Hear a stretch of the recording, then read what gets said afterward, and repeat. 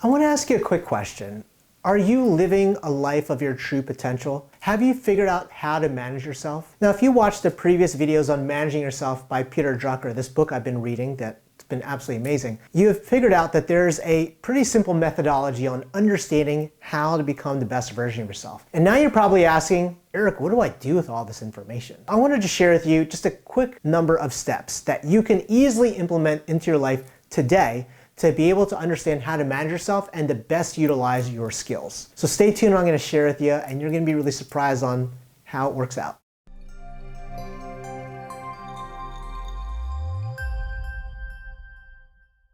Hey, how's it going? My name is Eric. They call me the Modern Mystic. You could treat me as your big brother. As always, I'm here to help you find freedom and abundance. Now, in the last couple of weeks, I've been sharing with you this video on a book called Managing Oneself by Peter Drucker. Now, I'm not sponsored by Amazon or this book or the author, but I've really found this book to be really impactful, and it's really helped me reframe the way that I look at things. It's allowed me to see a different version of myself. Now, if you are like me, really curious on self-development, becoming the best version of yourself, and living a life that's truly abundant and truly happy, this is a book that I highly recommend picking up.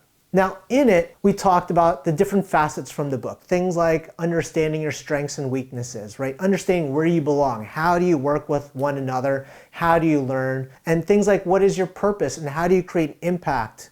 And finally, what does the second half of your life look like? And in each of the videos, we talked about little different things or tools and techniques to be able to figure out and identify those things. So now the question is, okay, you might have identified your strengths, you might have identified all these things, what do you do now? So what I invite you to do is do some goal setting, but not like traditional goal setting. Most goal setting that most folks have are like, tell me where you're gonna be in 2 years, 3 years, or 5 years. That's too long of a time period to really have actionable and really impactful changes made in your life. What I recommend doing is do things in what we call short sprints. Let's look at 6 months at a time. What are the small things that you could do in the 6-month window that will allow you to move your life closer to the direction where you want to go? Let's say, for example, you've identified that your strength is working in teams as a leader and communicating, and you love leading projects. Let's say, for example, you are just working as an administrative staff in a company. How do you get to that point? Okay, so for the next 6 months, the goal might be,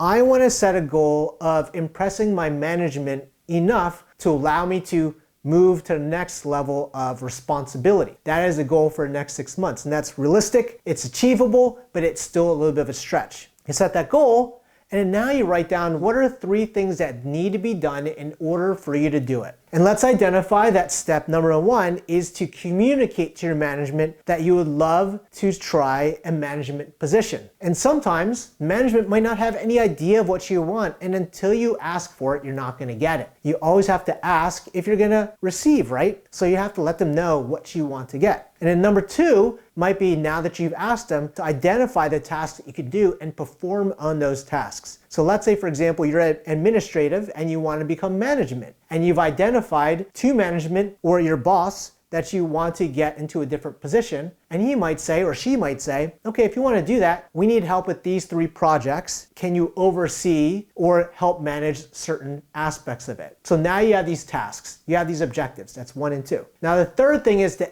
execute and follow up. Execute means, let's say you were given a couple of tasks, have them on a checklist that you put on your computer or your desk to remind you, here's what you need to get done. And then when you get them done, communicate it, check in with yourself, okay, I got this task completed well. Now I'm going to communicate with my boss that I got it completed, because as they always say, the squeaky wheel gets the grease. So when it comes down to setting goals, instead of looking at 3-year goals, 5-year goals, 10-year goals, that's way too far out. That's really hard to tangibly actually achieve and work on.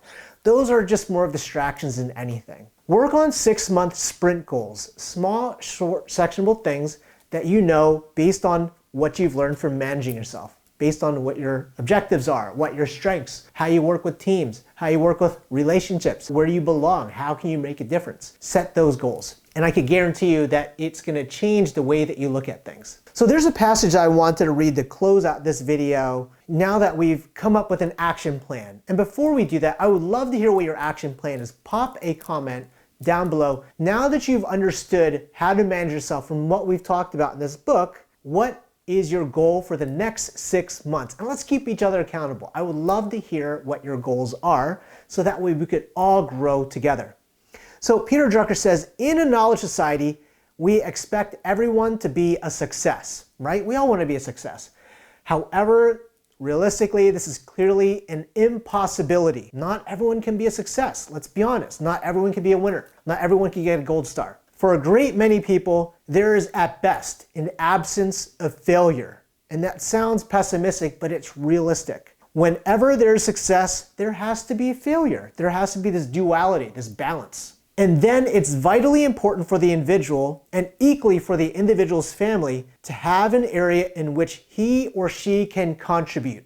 Life, business, relationships, personal life. To make a difference and be somebody. Sometimes this means playing into your strengths. Sometimes this means creating a second career in your life. Or maybe giving yourself an opportunity to become a leader, to be respected, or to actually taste that level of success. Now, the challenges of managing yourself might seem elementary or basic, but these are fundamental building blocks to living a life of your dreams and living up to your fullest potential and just really having a much more happy and satisfied life. You know, managing oneself requires new and unprecedented things from the individual and especially from a knowledge worker. In fact, managing yourself basically means you're operating as a CEO of your life. And we all need to take accountability for our lives. If you're not satisfied with your job, if you're not satisfied with your relationships, if you're not satisfied with who you are, that's totally cool. But if you want to make lasting change, you have to take accountability. You have to take responsibility. We all have to do the work for us to improve. So with that said,